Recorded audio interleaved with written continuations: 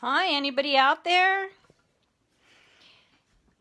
It is me, Leslie Rogowski, Creative Director for the Beadsmith. And as you can see, I am all ready to keep myself protected from everything that's going on out there in the world. I am going to be working from home for a while to stay safe. This is just a joke, you guys. I'm not really going to wear my gloves when I play with my beads. They've all been soaked in Lysol. No, I'm only kidding.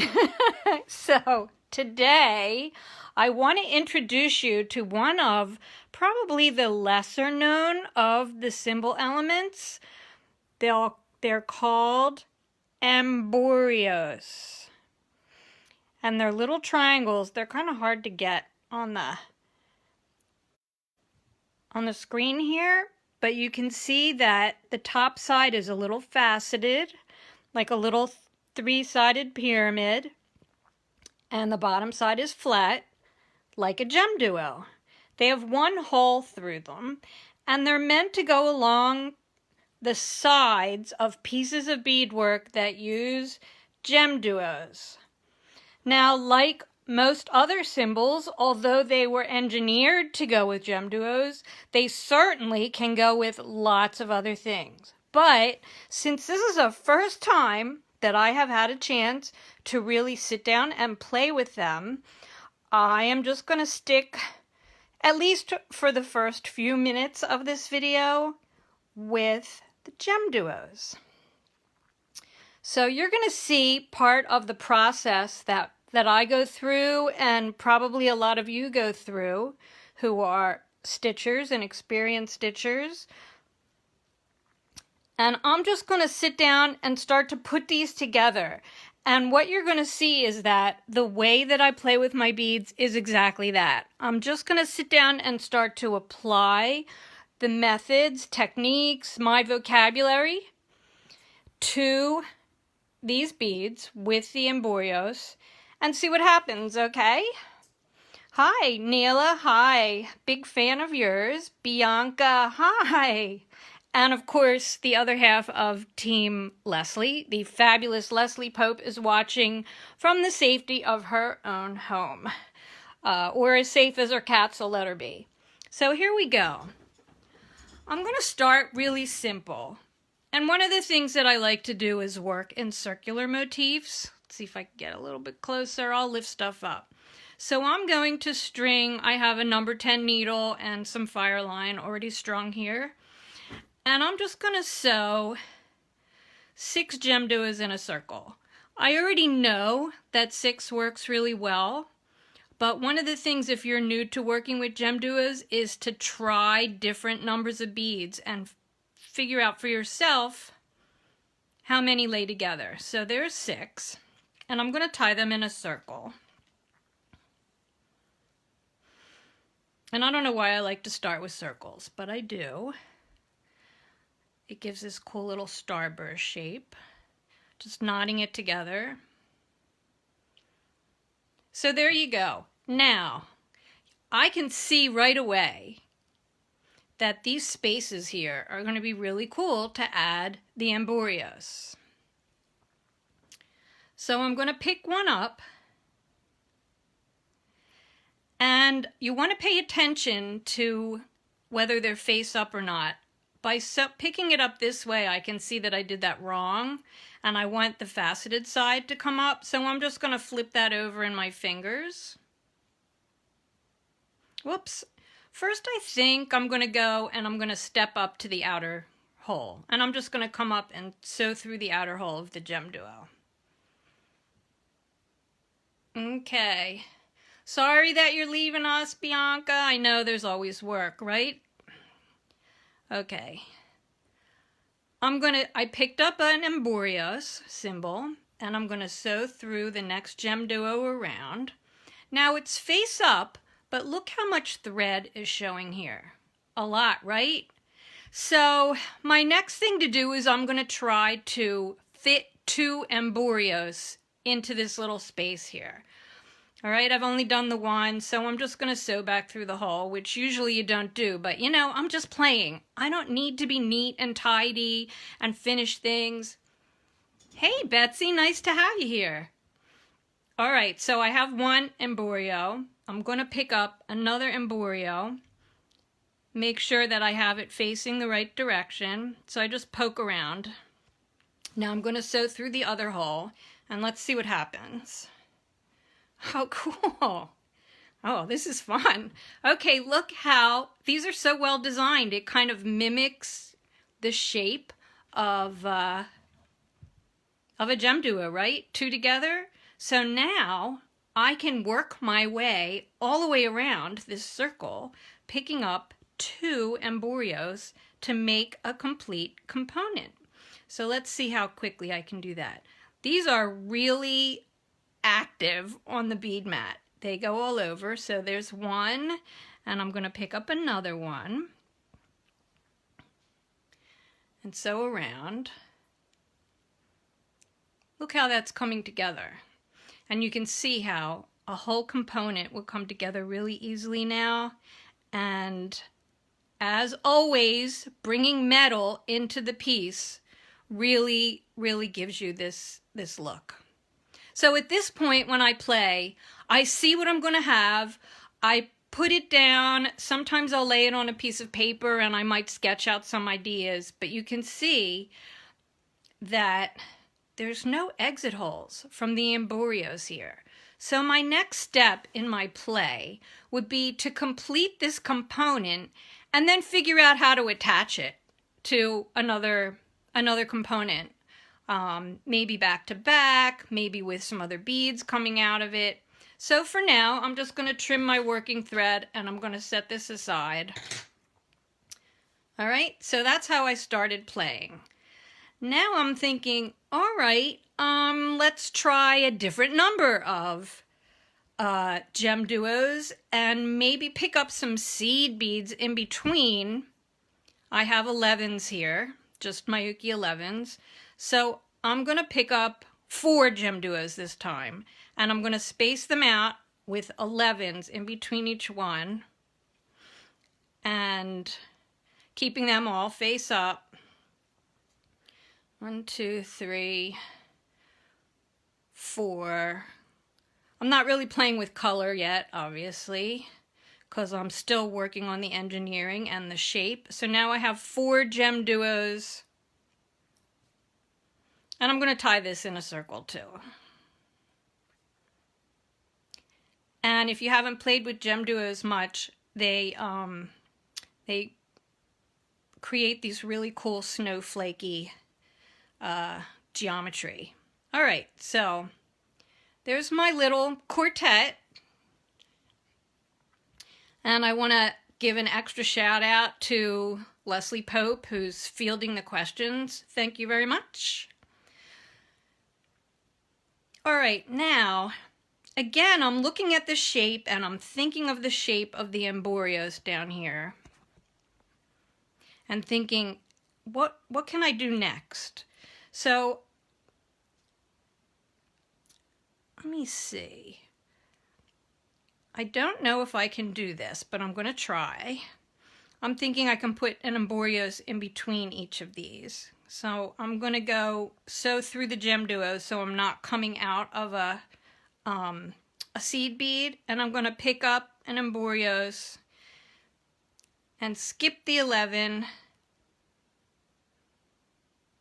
and go through the next Gemduo. Let's see what happens. This is really up. Looks like I just got it twisted. But one of the things about playing with your beads is, what if? What if I did this? What if I did that? So, okay, so I picked this up, and it's not really sitting in there. So I'm thinking, you know, I bet if I did this same thing again, but I picked up a Gemduo and 11, an Embourious and 11, and a Gemduo. Let's do that. Let's cut that off, put that aside. So we're going to do a similar thing again and pick up a Gemduo and 11, an Embourious and 11, a Gemduo, and I'm going to do this 3 more times, picking up an 11 after each time. Thanks, Bianca. These silver things are called Embourious, and they are part of the cymbal family of metal elements. So Gemduo 11, Embourious 11, Gemduo 11, Embourious 11. One more time. Oh, I think this is going to work out just really cool. Let's see. Gemduo 11, Embourious 11. Now let's tie it into a circle and see what happens. I think I got them all picked up face up. But again, when you're playing like this, oh yeah, this works much better. Yeah, this is very fun. I could do this all day, you guys. Okay. Check that out. Look how they sit in there. Now you have a component with open holes on the Gemduos on the outside. So now there's a place for me to figure out how to step up, holding, with hiding my thread, and continue around and build out. So one of the cool things about playing with your beads, and especially working in, I think, circular or square components, is the ability to build out and figure out how you're going to attach this to something else in order to create a finished piece. So this is a keeper, something to develop later. Now I'm going to cut this off. And I think the next thing I want to do is something that's like in a straight line, because a lot of times Gemduos, you do things where they're lined up together. So let's see if I do it like this. I'm not going to do it in a circle. I'm going to pick up a Gemduo. And I want you to notice how I've sewn through. See if I can get this up to the camera lens. You can see how I've paid attention, whoops, there you go, to the angles of the sides of the Gemduo and the angle of the sides of the cymbal element, the Embourious, fitting in together. So now I'm going to pick up another Gemduo and make sure that it's facing the same way as the one I just strung, like this. And I'm going to pick up another one, another Embourious. Make sure I'm picking this up the right direction. And I didn't. Oh, yes, I did. There you go. And then I'll pick up another Gemduo and put a little stopper bead on it and turn around and come back so I can hold it up for you. So a lot of times when I'm playing, I'll do this little turnaround with an 11 or a 15, where if I'm coming out a hole, I pick up the bead and I just sew back into the hole I just exited. And that way my work is held there, like this. And then I'm going to just retrace my thread path back through all the beads.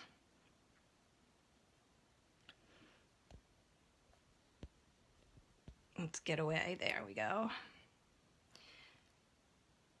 And go back through. And there's my little component, like this. Right? Okay, so I see right away what I want to do. I'll figure out how to hide the thread coming around, but I'm going to just loop over and go down the other side of this band that I've started and add Embourious down the other side. And create this little module that, frankly, I think so wants to be a ring. Leslie Pope, you'll probably agree with me. All right. There we go. And I'm going to put another stopper bead on. and go back through just so I can hold it up for you. So look, all I did was string these. And now I have a component that looks like this. A straight component of Gemduos. And I think this would just be so cool to keep going and create a band. So there's a keeper too that can be developed into something else. And this is very straightforward. The things I've done are pretty straightforward. And I'm ready to move on to something else. You guys still want to see some more play? I'm not done yet for this afternoon. I want to bring some color into it, I think, just to play around, and maybe some other sizes of beads. So I have some 8s and some super duos. I'm going to thread my needle, flatten the end, bring it down to a poppy seed between my fingers, pull the thread through. There we go. Okay, so let's see. I think I want to go back to the quartet idea. I like that idea, but I'm going to bring super duos into it. So there's a bunch of super duos. So I'm going to start with that. All right. Check both holes of your beads. That one almost didn't go through before you use them. I'm looking at the other one. All right, 1. And I'm just going to do 4. 4 Gemduos and 4 super duos. 1, 2. Make sure they face the same way.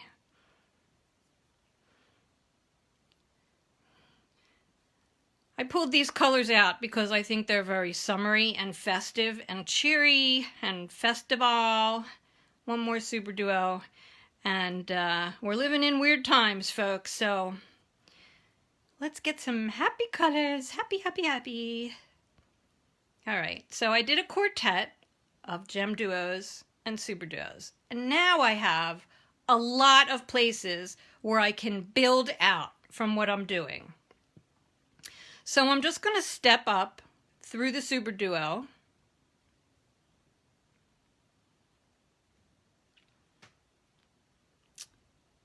And let's see.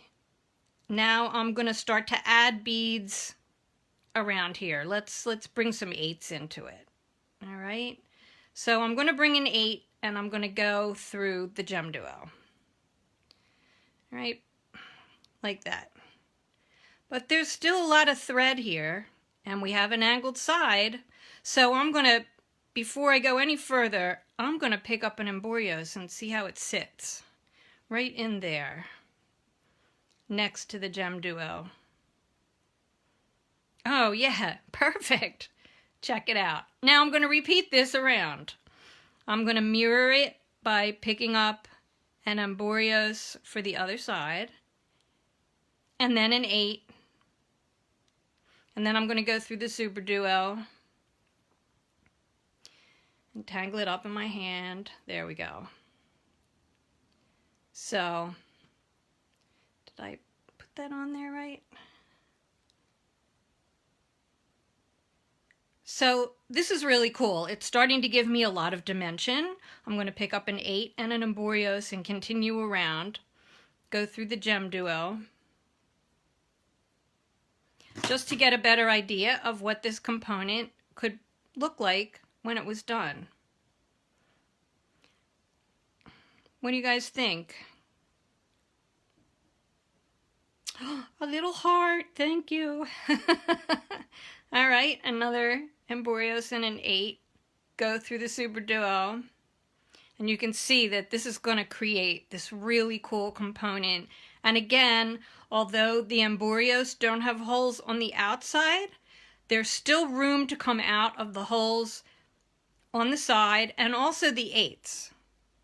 So Leslie Pope is saying, now I'll have a pattern next week? Sure! To decide what this is going to become and how to attach it together. But these are what I have been calling keepers. They have potential, they have ideas. Another trick that I do, instead of making lots of components, is I would take my component when it's finished and lay it down on my printer. or take a picture of it, and using Photoshop, I would copy and repeat it to have lots of them. I print that paper out and cut these out. And then I have lots of images of the components that have taken me far less time to develop than to bead each one when I'm just still playing around. And I can lay them all out on a paper and play with them and put them together in a way, way faster way than I would otherwise. So anyway, here I am playing with the Embourious for sides for Gemduos. And I would love to see what you guys do when you get a hold of these, so that you can just get a needle and thread and sit down and just start stitching. Even if you're a beginner, you have some vocabulary, you have some skills, you understand when a bead is face up or face down, and look at other designs and see how Gemduos are put together, and then think about the shape of these Embourious cymbal metal elements that are designed to fit into these pieces that you're doing. So there we have it, Embourious cymbal metal elements, side elements for Gemduos. I want to make a ring first. I think that's going to be the first thing I'm going to do. And who knows what's going to happen after that. I'm Leslie Rogowski, Creative Director for Thebeadsmith. You can find cymbal metal elements, Gemduos, and other fabulous beads, tools, and supplies from your favorite bead reseller. So, we love beads. See ya! Wash your hands.